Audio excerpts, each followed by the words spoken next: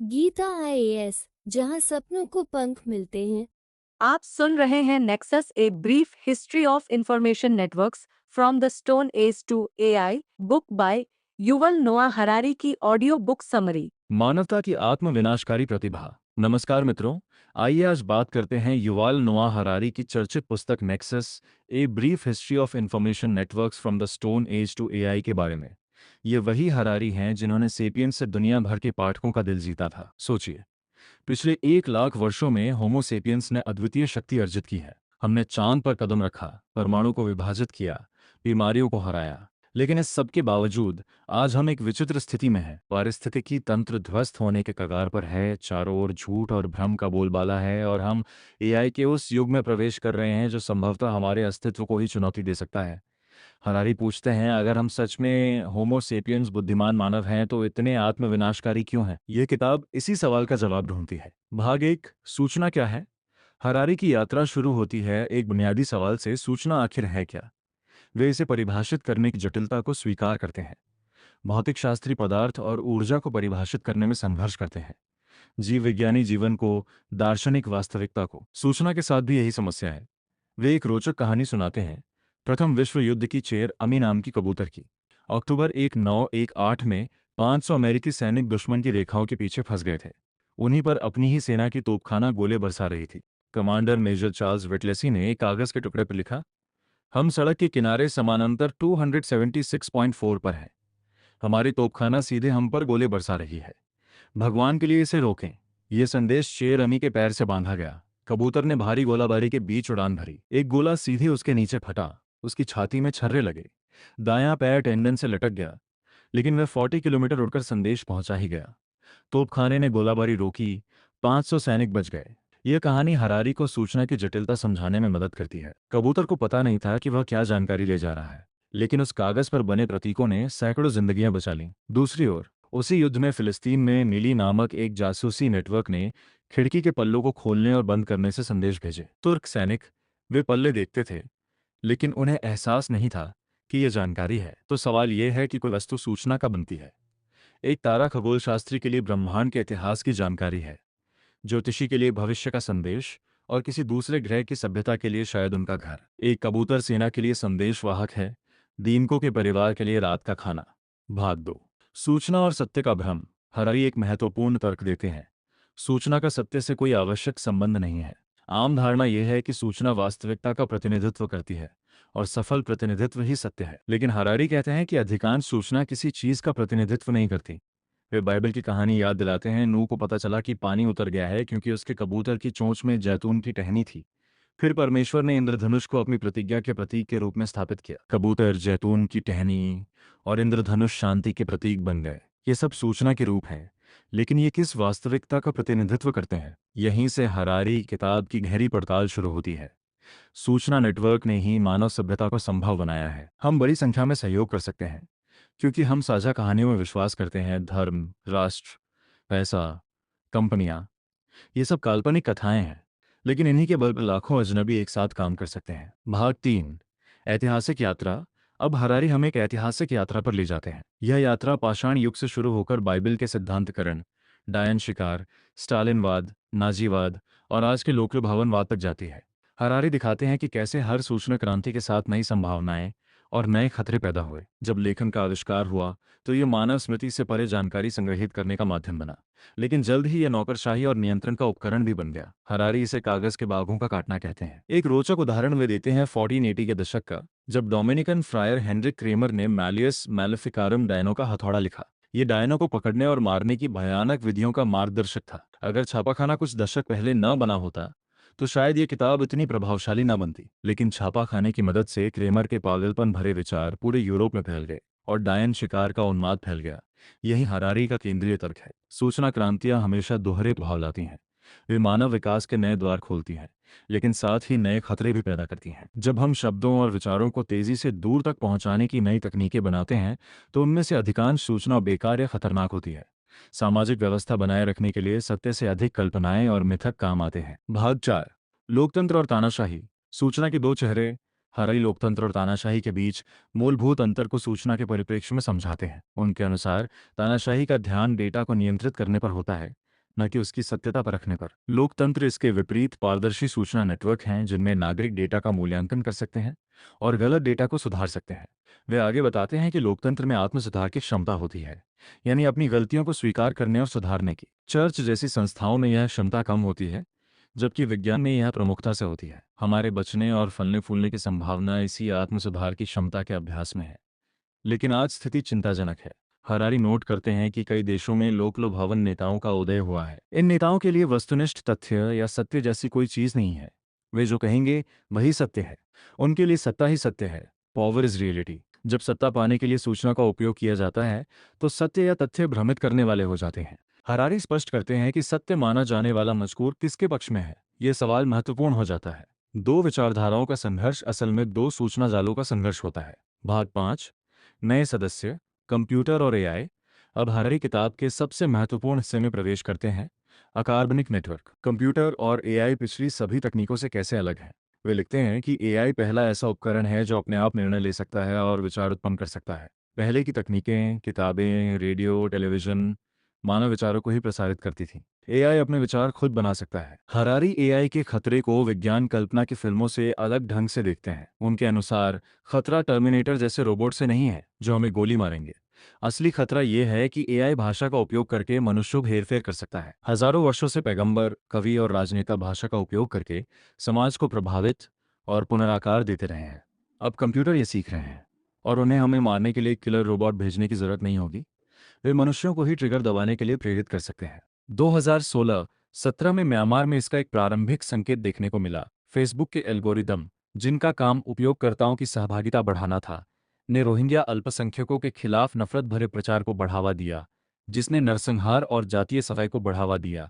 Harari algorithm को स्वायत्त agent मानते हैं और चेतावनी देते हैं कि अगर हम सावधान नहीं रहे तो मनुष्य एआई के हेरफेर के उपकरण बन सकते हैं। यह एलियन इंटेलिजेंस ऐसी आपदाएं ला सकता है जिनकी हम कल्पना भी नहीं कर सकते, जिसमें मानव सभ्यता का विनाश भी शामिल है। भाग 6, सिलिकॉन पर्दा और डेटा उपनिवेशवाद। हरारी एक नई अवधारणा पेश करते हैं, सिलिकॉन पर्दा। जिस तरह शीत युद्ध के दौरान सोवियत रूस और अमेरिका के बीच लोहे का पर्दा, आयरन कर्टन था, उसी तरह निकट भविष्य में देशों के बीच सिलिकॉन पर्दा बन सकता है। एआई के शोध से ऐसे स्वचालित डिजिटल हथियार बन सकते हैं जिनसे दुनिया का विनाश हो सकता है। वे डेटा उपनिवेशवाद, डेटा कोलोनियलिज्म शब्द का प्रवर्तन करते हैं। उनका कहना है कि जो डेटा को नियंत्रित करेगा, दुनिया पर भी उसी का वर्चस्व होगा, बशर्ते यह दुनिया अपने मौजूदा अस्तित्व को बनाए रखे। यह कोई साधारण तकनीकी बदलाव नहीं है। मानव इतिहास में पहली बार मनुष्यों के पास जो शक्ति थी, वह एआई के पास स्थानांतरित हो रही है, क्योंकि एआई आधारित स्वायत्त प्रणालियां खुद निर्णय ले सकती हैं। अगर कंप्यूटर एल्गोरिदम मनुष्यों के लिए निर्णय ले रहे हैं, तो यह निश्चित रूप से खतरनाक स्थिति है। हरारी चर्चिल के शब्दों की याद दिलाते हुए सिलिकॉन पर्दा की चेतावनी देते हैं। एक ऐसा पर्दा जो हमारे और हमारे द्वारा बनाए गए एल्गोरिदम के बीच आ जाएगा, हमें अपनी ही बातचीत से बाहर कर देगा कि हम कैसे कार्य करना चाहते हैं, कैसे बातचीत करना चाहते हैं, कैसे खुद पर शासन करना चाहते हैं। भाग 7, एआई का दोधारी हथियार। हरारी एआई के प्रति अत्यंत निराशावादी दृष्टिकोण रखते हैं, जिसे गार्डियन ने अपोकैलिप्टिक सर्वनाश का भविष्य सूचक कहा है। लेकिन वे जिन शब्दों और तथ्यों के आलोक में बात करते हैं, वह यथार्थपरक भी प्रतीत होता है। वे लिखते हैं, जिस तरह जलवायु परिवर्तन उन देशों को भी तबाह कर सकता है जो पर्यावरण के नियमों का पालन करते हैं, क्योंकि यह राष्ट्रीय समस्या नहीं है, उसी तरह एआई भी एक वैश्विक समस्या है। ऐसे में कुछ देशों का यह सोचना महज उनकी मासूमियत से ज्यादा कुछ नहीं होगा कि वे अपनी सीमाओं के भीतर एआई को समझदारी से नियंत्रित कर सकते हैं। हमने जिस कृत्रिम मेधा का निर्माण किया है, अगर उसे ठीक से नहीं संभाला गया तो यह न केवल धरती से मानव वर्चस्व को, बल्कि स्वयं चेतना के प्रकाश को भी खत्म कर देगी। लेकिन क्या एआई के कोई लाभ नहीं है? हरारी मानते हैं कि एआई के संभावित लाभ हैं स्वास्थ्य सेवा में, शिक्षा में, वैज्ञानिक अनुसंधान में, लेकिन वे किताब में इन लाभों पर ज्यादा ध्यान नहीं देते, क्योंकि उनका मानना है कि एआई क्रांति का नेतृत्व करने वाले उद्यमी पहले से ही जनता को इनके बारे में पर्याप्त आशावादी भविष्यवाणियों से भर रहे हैं। एक स्वास्थ्य सेवा पेशेवर की समीक्षा में आया है कि एआई स्वास्थ्य सेवा में सकारात्मक बदलाव ला सकता है, तेजी से निदान, बेहतर परिणाम, डॉक्टरों को प्रशासनिक काम से मुक्ति ताकि वे मरीजों पर ध्यान दे सकें। लेकिन हरारी का ध्यान खतरों पर केंद्रित है। भाग 8, समाधान की तलाश। हरारी केवल समस्या बताकर नहीं छोड़ते, वे समाधान भी सुझाते हैं। उनका तर्क है कि लोकतांत्रिक समाजों में अभी भी एआई के सबसे खतरनाक अतिरेक को रोकने की क्षमता है, और यह तकनीकी कंपनियों और उनके अरबपति मालिकों पर नहीं छोड़ा जाना चाहिए कि वे खुद को नियंत्रित करें। वे कुछ ठोस सुझाव देते हैं। बॉट्स को मनुष्यों का रूप धारण करने से रोकना, कलाकारों और नौकरशाहों को सहयोग के लिए प्रोत्साहित करना, ताकि हम कंप्यूटर नेटवर्क को बेहतर समझ सकें। हालांकि ये सुझाव कभी-कभी साधारण या हास्यास्पद लग सकते हैं, लेकिन हरारी की किताब मुख्य रूप से निदान और कार्रवाई के आह्वान के रूप में काम करती है। वे एक सफलता की कहानी भी याद दिलाते हैं।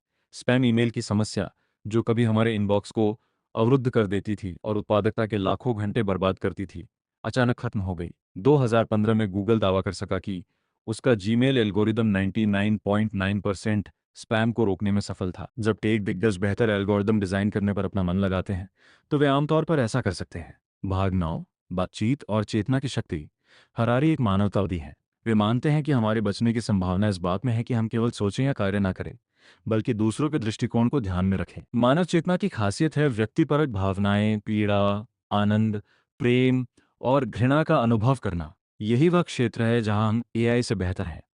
एल्गोरिदम सोच और कार्य कर सकते हैं, लेकिन क्या वे महसूस कर सकते हैं? यह चेतना, यह परिष्कृत व्यक्तिपरकता हमारे बड़े दिमाग से भी अधिक महत्वपूर्ण हो सकती है। हरारी सुझाव देते हैं कि ये वे कौशल हैं जो हमें युवाओं में विकसित करने चाहिए, जिसका मतलब है कि हमारी पश्चिमी शिक्षा प्रणाली को बदलने की जरूरत है।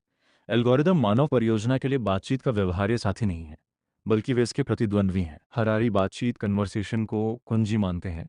एक दूसरे के दृष्टिकोण को समझना, सहानुभूति रखना, साझा समझ बनाना। हरारी स्पष्ट करते हैं कि सूचना तकनीक का उपयोग दो प्रकार से होता है। एक, सत्य जानने के लिए, जैसे स्वास्थ्य, दवाइयाँ, मौसम, परमाणु, अणुओं की जानकारी। दूसरा, लोगों पर नियंत्रण के लिए झूठी कथाएं, फेक नैरेटिव बनाने के लिए। भाग 10, निर्णय का क्षण। हरारी की किताब एक चेतावनी और एक आह्वान के साथ समाप्त होती है। निराशाओं के बीच भी वे अंतिम पंक्तियों में चेतावनी के साथ एक क्षणिक आशा बिखेरते हैं। आने वाले वर्षों में हम सभी जो भी निर्णय लेंगे, उससे ही यह तय होगा कि इस अजनबी बुद्धि एआई का आह्वान करना हमारी आखिरी गलती है, या इससे जीवन के विकास में एक नए अध्याय का सूत्रपात होगा। हरारी हमें याद दिलाते हैं कि इतिहास के अध्ययन का मतलब केवल अतीत को जानना नहीं है, बल्कि परिवर्तन को समझना है, और परिवर्तन बेहतर के लिए हो सकता है। निराशावाद, जॉर्ज ऑरवेल के एनिमल फार्म के गधे बेंजामिन की तरह, जो कभी प्रतिबद्ध नहीं होता, कभी जोखिम नहीं लेता, लेकिन कभी चीज़ों को बेहतर भी नहीं बनाता। हमारी साझा मानवता। नेक्सस एक ऐसी किताब है जो हमें सोचने पर मजबूर करती है। हरारी ने सूचना नेटवर्क के इतिहास को इस तरह प्रस्तुत किया है कि हम आज की तकनीकी क्रांति को एक नए नज़रिए से देख सकें। वे हमें याद दिलाते हैं कि सूचना न तो सत्य का कच्चा माल है, न ही केवल एक हथियार। नेक्सस इन चरम सीमाओं के बीच एक आशावादी मध्य मार्ग की खोज करता है, और ऐसा करते हुए हमारी साझा मानवता को फिर से खोजता है। किताब की सबसे बड़ी ताकत यह है कि हरारी जटिल विचारों को सरल और यादगार उदाहरणों से समझाते हैं। शेर अमी की कबूतर हो, मिली जासूसी नेटवर्क की खिड़की के पल्ले हो, या मैलियस मैलेफिकारम की डायन शिकार की कहानी, हर उदाहरण हमें सूचना की जटिल प्रकृति को समझने में मदद करता है। आज जब हम एआई के युग में प्रवेश कर रहे हैं, हरारी की चेतावनी पहले से कहीं अधिक प्रासंगिक है। हमने एक ऐसी बुद्धि बनाई है जो हमसे अलग है, जो अपने निर्णय ले सकती है, और जो संभवतः हमें नियंत्रित भी कर सकती है। सवाल यह है कि क्या हम अपनी इसी रचना को नियंत्रित कर पाएंगे? हरारी निराशावादी हैं, लेकिन पूरी तरह से नहीं। उनका मानना है कि अगर हम अपनी आत्म सुधार की क्षमता को पहचानें, अगर हम बातचीत और सहानुभूति को बनाए रखें, अगर हम लोकतांत्रिक मूल्यों को ना छोड़ें, तो शायद हम इस नए युग में भी अपनी मानवता को बचा सकते हैं। आखिरकार होमो सेपियंस होने का मतलब सिर्फ बुद्धिमान होना नहीं है, बल्कि बुद्धिमानी से काम लेना भी है। और बुद्धिमानी से काम लेने का मतलब है अपनी रचनाओं के संभावित खतरों को पहचानना और उनसे निपटने के लिए सामूहिक रूप से कार्य करना। नेक्सस सिर्फ एक किताब नहीं है, ये एक चेतावनी है, एक आह्वान है और उम्मीद की एक किरण है।